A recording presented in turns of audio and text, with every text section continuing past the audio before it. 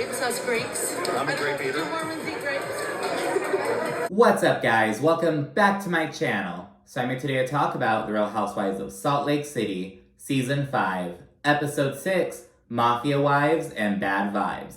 And once again, the Salt Lake City ladies are coming in, doing their thing, another great episode. And aside from Lisa Barlow just going off the rails and spiraling at the very end, the other major takeaway is Bronwyn just staying on Heather's ass, basically. She's basically like, you know, you're doing all this bullshit and I'm going to send it right back at you. And Heather cannot handle it. As I mentioned before, Heather's really fallen in favorability and public opinion in the past couple years, and Bronwyn is here just serving up the same shit that Heather's doing. And again, it's too much for Heather to take. She can't handle it, and it's like, she's doing the same thing that you're doing, girl. Like, if you can't fuck with the fire, get out of the kitchen, you know what I mean? But anyways, and also, I have to note, we keep getting these little scenes with Mary and her son, these little brief nuggets of information highlighting like how he has a problem going on.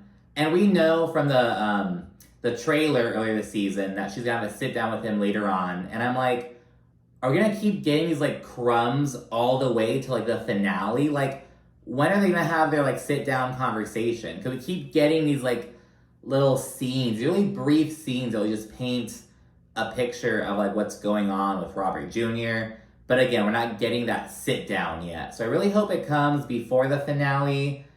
There's no way they can just keep dropping these crumbs of information all the way up to there. You know what I mean?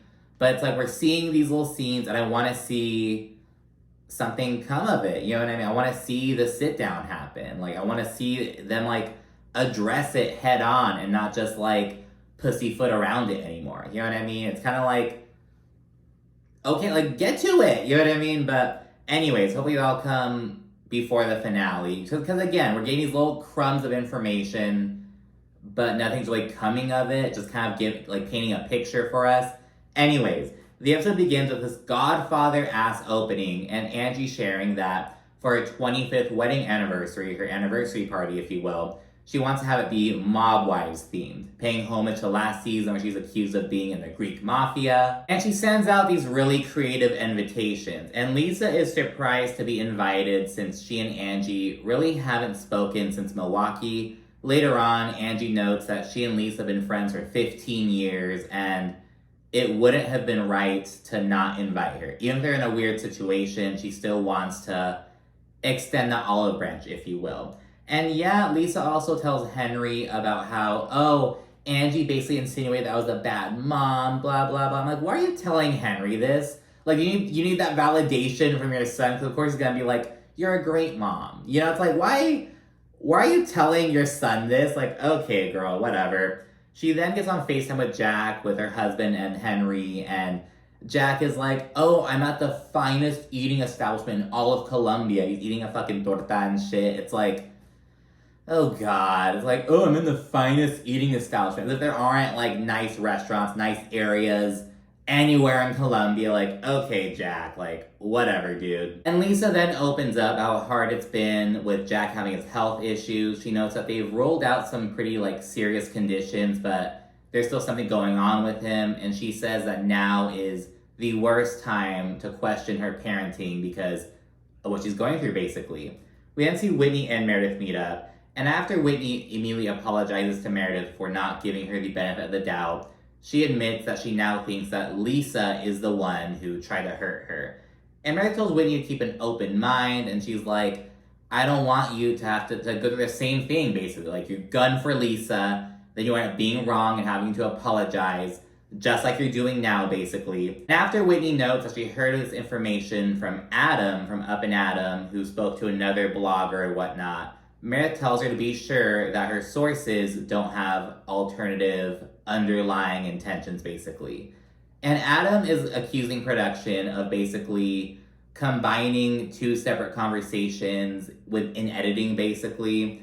And it seems like there's some backtracking going on, but with how Lisa responded, I don't really blame him, you know what I mean? She's like, I'm gonna sue whoever's saying this, blah, blah, blah. It's this whole thing being blown way out of proportion, basically, and her reaction, it's like, Whitney thinks that Lisa's reaction hints at like, oh, I caught you red-handed. But it's like, is Lisa just like, because she hates being labeled as the villain, is this like the last straw for her? Like, what do you think? Do you think Lisa had some part in the situation, or do you think that she's being like scapegoated? I don't know, but her reaction did seem just totally disproportionate, essentially. She's like threatening to sue people over this bullshit. And it's like, people talk about housewives all the time. Like, I don't know, but she was livid and pissed the fuck off, basically. And going back to Whitney and Meredith, Meredith thinks that Whitney is trying to rally her against Lisa, essentially. Basically like, oh, you know, you and Lisa have had a rocky past, and I'm having a rocky shit with her right now. Why don't you come on my side, essentially? And I'm not really getting that. I just see Whitney apologizing to Meredith and saying, I now think it was Lisa instead of you. I don't think she's trying to like rally Meredith up against Lisa or anything. It's just like, she's just kind of telling you what's up, you know what I mean? And all Meredith says is she doesn't want Whitney to go down this path and be wrong, which is like, so do you know who's really behind this shit then? Because Meredith seems really adamant that like, it's not Lisa. Don't go down this wrong path. It's not Lisa. It's like, well, Meredith, do you know some more about what's going on? And anyways, Whitney says that all signs are pointing to Lisa, so that's what she believes, basically. And as mentioned earlier, we then see a scene of Mary and her son. He gets home, and Mary's like, oh, you weren't answering my calls, blah, blah, blah. And Robert's with his wife, as production puts it. And yeah, she accuses him of, like, acting differently since getting with this girl.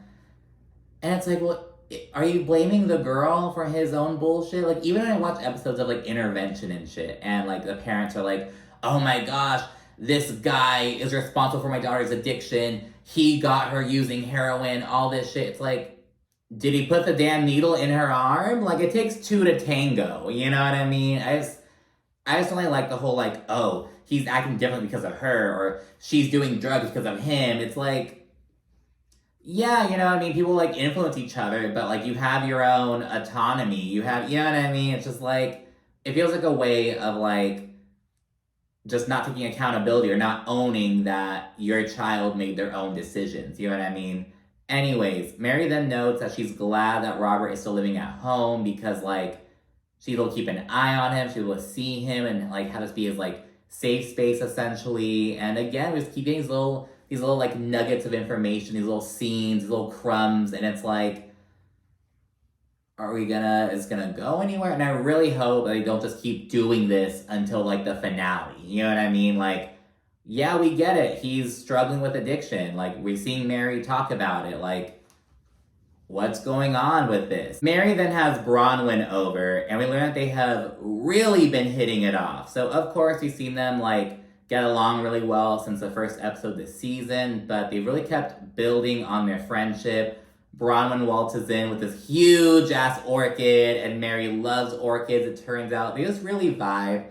They both have blue kitchens, they're both fashionistas, a little bit eccentric and whatnot, so they're really just hitting it off, essentially.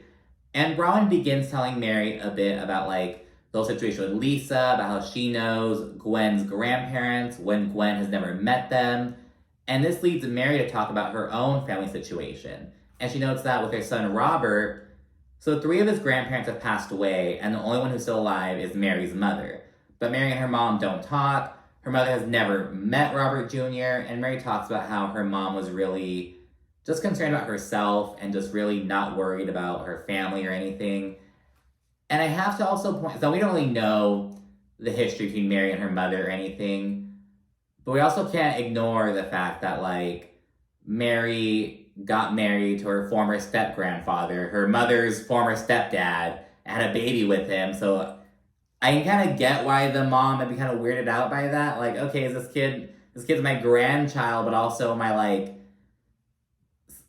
brother in a way? Like, is my former stepdad? Like, I don't know. So it's like, I'm not trying to make excuses for Mary's mother, but it's like we can't really ignore the absurdity of the situation and its overall family dynamic. But anyways, Mary just says that her mom never really gave a fuck about her or the other kids, essentially, and she notes that, like, they never had food in the house, not because they were poor and couldn't afford it. her mom just would not go and buy food. You know what I mean? And it's little things like that that like make me understand why Brittany thought that Mary grew up poor. Cause like when you say you never had food in the house, you're gonna think, oh my gosh, you really struggled. But it's like, no, we didn't struggle. She just didn't go to the store. She just didn't, you know what I mean? It's like that weird little like, it's a different situation. You know what I mean? Like, oh, we weren't taken care of, not because she couldn't provide for us, but because she wouldn't, you know? And that's another like little dagger. It's like, you weren't struggling. You weren't like struggling to meet ends meet. You were just not being a parent. You just weren't being there for us, essentially. Bronwyn then discusses how she feels kind of weird about seeing Heather at Angie's upcoming party. And she notes that she's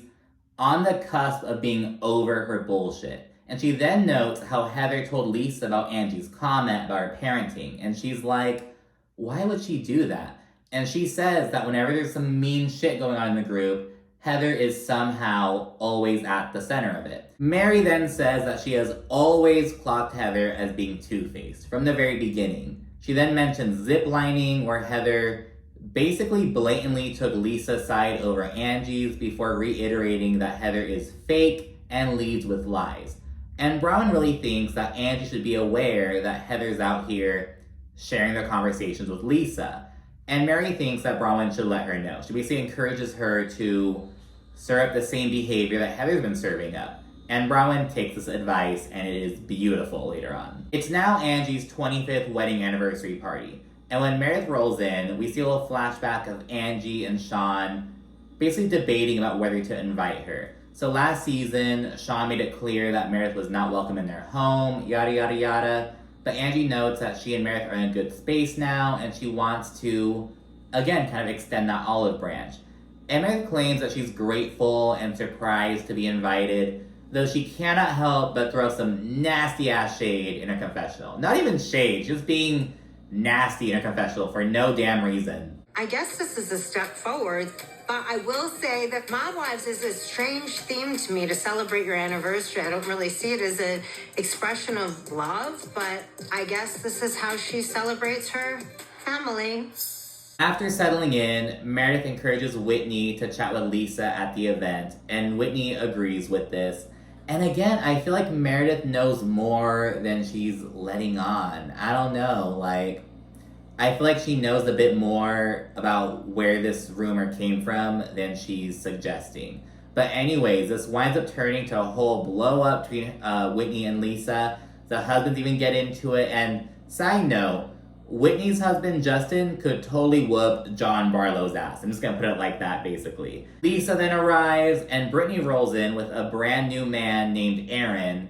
And Mary just fucking waltzes up and like, oh, hi, Jared, it's nice to meet you. And he's like, I'm not Jared.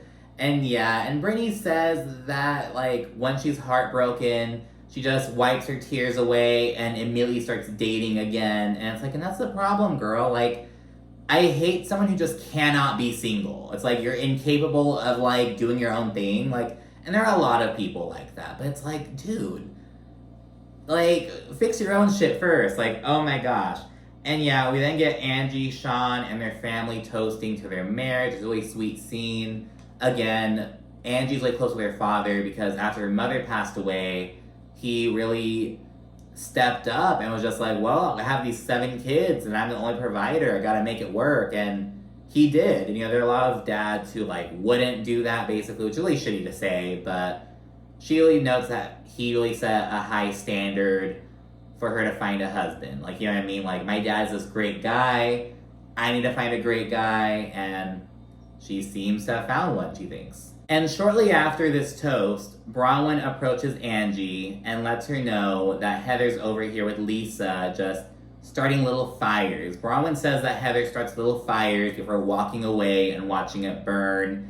And in this case, it was Heather telling Lisa about Angie's comment about her, which is just so unnecessary. And Bronwyn's like, I just feel like you should know this, basically. And she also adds that since Heather wants to hold her accountable for everything that she says, it's only fair that she does the same thing. She's serving up the Heather treatment to Heather, you know what I mean? And Heather cannot take it. We then see Brittany approach Lisa, and she brings up, like, the whole disagreement at ziplining and how she accused Lisa of, like, sabotaging her relationship, basically. And she says that she now understands where Lisa was coming from. Lisa notes that Jared is just really manipulative. He reminds her of one of her exes that she was apparently engaged to 3 times. It's like, oh my gosh. But yeah, so Lisa's standing in how she handles the situation. It looks like Brittany is like trying a new page with her, it seems. And then Mary joins the conversation. And Lisa asks if they're all good following ziplining. And Mary says that Lisa will always take the side of whomever Mary is fighting with. Like, she'll just always take someone else's side over hers. But Lisa says she felt bad for Heather in that moment and that Mary was being mean, that Mary was saying mean things. Mind you, Mary was saying the fucking truth. She was telling Heather the damn truth, but apparently that's fucking mean in Lisa's eyes. Like, okay, girl. And Mary says that she dislikes Heather's trail of lies. And when Heather joins the conversation, Mary says this to her face, basically. She, like, lets her know exactly what's going on. Mary's whole stance is, just don't lie. Like, tell the ugly truth, but don't fucking lie and, like, do this bullshit. And Heather pushes back, and Mary does as well. She's just like, no, you're full of shit, Heather, and she's true. She's right. It's true. Really hurt. Stop doing. Tell me when I lie. You dare. Don't you dare. So if I tell you the truth, facts of you on you, you say it's a lie. We're not going to speak on the truth right now, okay? Oh, don't push me. I have been a good friend. Don't push me. You're a liar. You're a liar. You guys, You're a liar. we'll take it to God. Ask God. God knows. Yeah, he does know. And he knows all about you. What in the is going on over there? What a disaster. And after this argument, once Mary says all that needs to be said, basically, she winds up debriefing with Angie's 12-year-old daughter and some other kid, which is just so random. Like, I love Mary on this show. Like, she's really showing a different side of herself this season, and I love it. That was a big argument. It made my feet start hurting. Women. I think I'm okay with Heather now. I mean, I could keep going, but I'm not. I'm going to let it go. And at this point, Angie approaches Heather and confronts her for stirring some shit between her and Lisa. And Heather says that something has shifted in Angie and that she no longer has Lisa's back.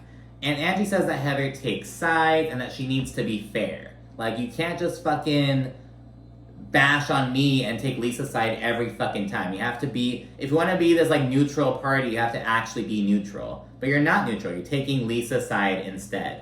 And after Angie holds her accountable, Heather basically starts gunning for Bronwyn. She thinks that Bronwyn is the one stirring all this mess up and all this shit. And she accuses her of meddling in her friendship with Angie. And Bronwyn's like, Heather, you think you're the head bitch in charge and you can manage everyone's relationships, and that's not how it works. And once Heather storms off, Bronwyn says that she isn't doing anything that Heather herself isn't doing.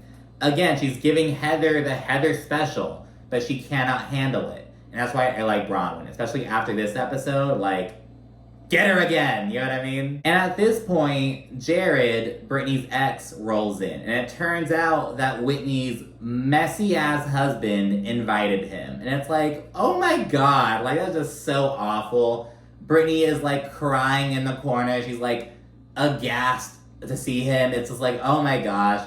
Bronwyn went to having a moment comforting Brittany, which is just so funny. Are you okay? Do you want a drink? You want something? What do you need? You don't want to hug from me, do you? Yeah, I really do. Oh, God. Okay. And Lisa and Maylee both help Brittany gather herself, and they encourage her to talk to Jared and just kind of like, what is he doing here? Like, don't just fucking hide in the corner. Go talk to him. And when she does, Jared claims, I don't want to start any drama. I'm just here because I miss you, blah, blah, blah. And they wind up chit-chatting, and Brittany basically says that she wants him to put this effort in when they're actually together. It's very much giving, like, oh, we broke up, but now I'll propose to you to win you back. Like, he's, like, doing these gestures to, like, win her back. And the sad thing is, it looks like it's working on Brittany. She seems like she's kind of entertaining the idea of seeing him again. And I think that the new guy she's with, Aaron, is a lot more handsome than Jared. And by the way, it turns out that Heather knows Aaron, and they previously made out, apparently. Now, damn it, Brittany is a big upgrade from heaven. Let's put it like that. I'm being mean. But, you know, whatever. And yeah, it seems like Brittany is trying to entertain the idea of being with Jared again, which is like, oh my god, girl, whatever.